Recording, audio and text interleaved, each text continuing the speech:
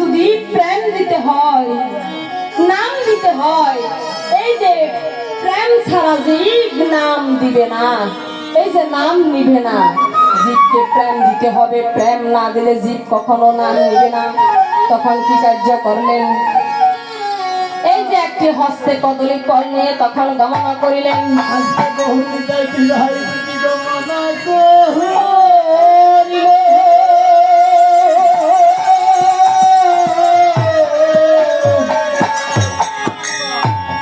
ওরে কাঞ্চি স্থিরে গিয়ে তখন তারা ওরে তারা আর এদিকে তখন সেইখানে তাদেরকে নাম নিতে বললেন।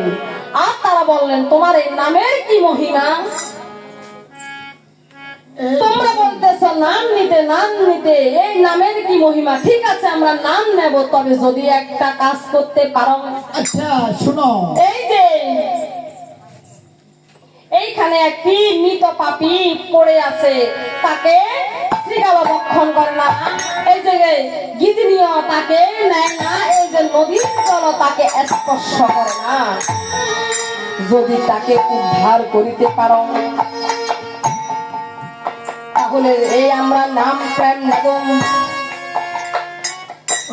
পঞ্চম বৎসরের বালক সকল, এই যে আমার নামের পরীক্ষা করছিস তোরা, আরে তোরা তো রাখালি আছে, প্রতিনিয়ত গরু মাঠে নিয়ে গরু সবাই দিছিস, আর এই যে তোরা এখন বলিস সে নামের কি গুণ আছে? সেই জন্য বলতেছি, তোমার এই নামের কি গুণ আছে, যদি পরীক্ষায় যদি তুমি যদি পারো তাহলে তোমার এই নাম নেব। আমার সাথে চল, নামের কি বাহাদুরি, নামের কি শক্তি। তখন আর এদিকে তখন সুরধনী নদীর কিনারে কিনারে যখন গেলেন,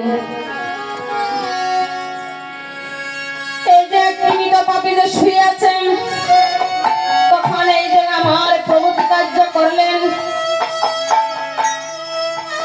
এই যে হরিবল হরিবল বলে তখন তাকে পদাঘাত করলেন।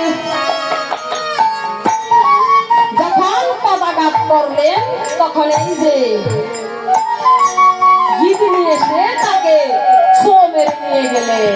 নিলেন যে একটা কথা আছে, তার গলদেশ থেকে নির্মা বাগখানা নিয়ে গেলেন, তার এই মস্তকখানা পড়ে হল। তখন এই পঞ্চম বৎসরের বালক সকল কহিতে লাগলেন,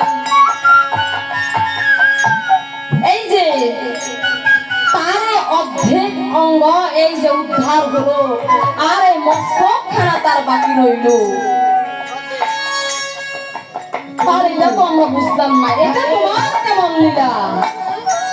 তখন বললেন, এই দুটি এই পঞ্চম বৎসরের বালকদেরকে কহিতে লাগলেন, ওরে প্রভু, আমি আপনাকে বলি, এটি আপনি এই তার এই বলদাস থেকে নির্ম বাঘখানা আপনি উদ্ধার করেছেন, আর মস্তকখানা তার উদ্ধার করলেন না, তাহলে বুঝি আর এই মস্তকখানা উদ্ধার হবে? আচ্ছা, ওরে কুন্দির পাপ তাহার মোচন হইল,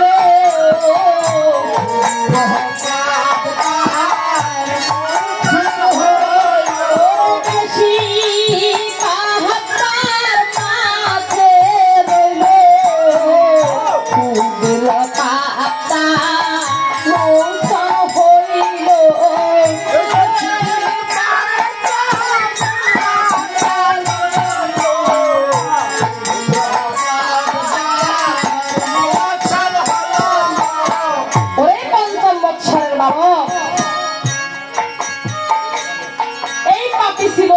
মতে অহংকারী, সে হরির নাম না লইল সে বদন ভরি, সেই জন্য তার এই মস্তকখানা উদ্ধার হলো না। আচ্ছা, সে দীক্ষা শিক্ষা মন্ত্র সেই নেয় নাই, সেই গুরু ধরে নাই, সেই গুরু ভজন করে নাই, সে সবাই সর্বদাই তার এই যে অর্থ ঐশ্বর্য নিয়েছিল, এই জন্য তার এই মস্তক থেকে গলদেশ থেকে মস্তকখানা তার উদ্ধার হলো না, উদ্ধার হবে না প্রভু? উদ্ধার হবে।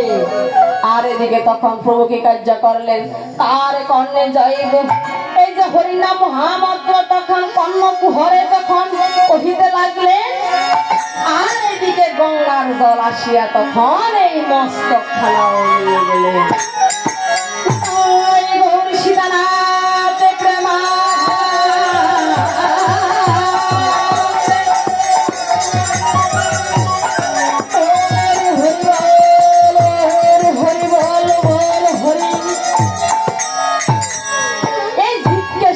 দেওয়ার জন্য আমার প্রভু অনেক প্রমাণ দিয়ে গেছে, তারপরেও আমরা জীব কিছুতে শিক্ষা গ্রহণ করি না। এই জন্য আমাদের সনাতন ধর্ম এখনো পিছিয়ে আছে, একমাত্র অহংকার, হিংসা, নিন্দার কারণে। হিংসা, নিন্দা, লোভ, এটার কারণে আমাদের সনাতন ধর্ম পিছিয়ে আছে। আচ্ছা, কেহ বলে আমার 50 বছর বর্তমানে বয়স হয়েছে, আরে আমার এখনো সময় আছে। আরে এমন লোক আছে না, আর তাদের কি গতি হবে?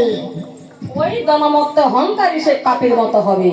আচ্ছা, তাহলে দীক্ষা শিক্ষা এই মহামন্ত্র হরিনাম। আর এদিকে তখন 5 বৎসরের বালক তখন কি কার্য করলেন, আর সেখান থেকে গিয়ে তখন তারা এই যে ঘরে ঘরে এসে তখন তারা সদাই সর্বদাই হরিনাম জপ করতে লাগলেন।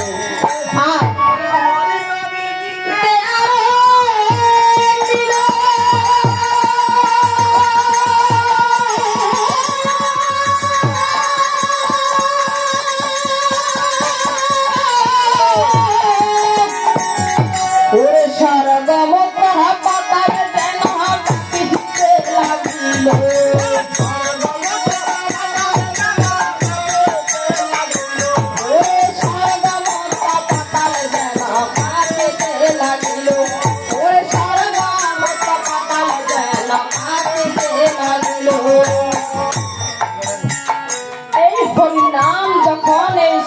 বালকেরা যখন গাহিতে লাগলে এই স্বর্গমুক্ত পাতাল তখন কাঁপিতে লাগলেন।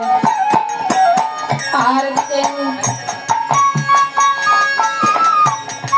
এদিকে যখন এক ব্রাহ্মণ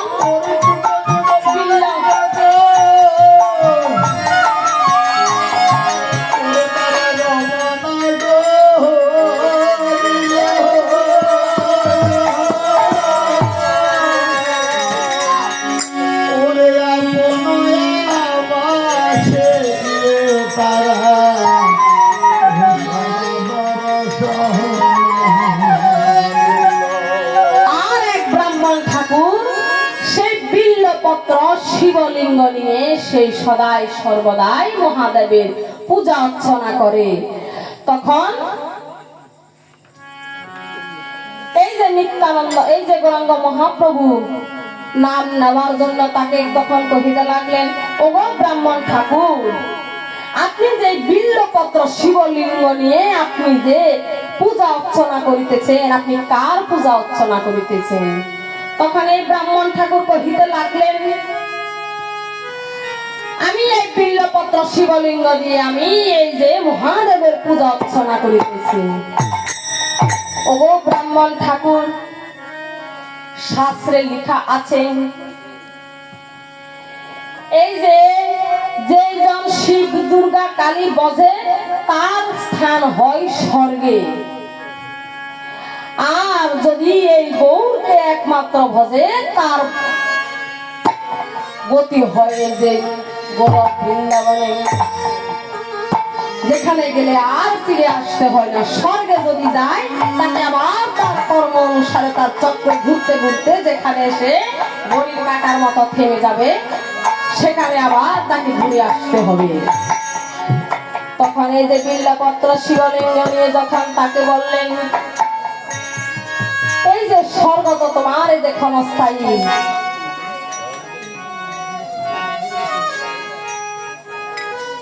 এই যে শিব দুর্গা কালী তুমি যদি ভজ তোমার গতি হবে স্বর্গে, তোমার এই স্বর্গ থেকে তোমাকে আবার ফিরে আসতে হবে।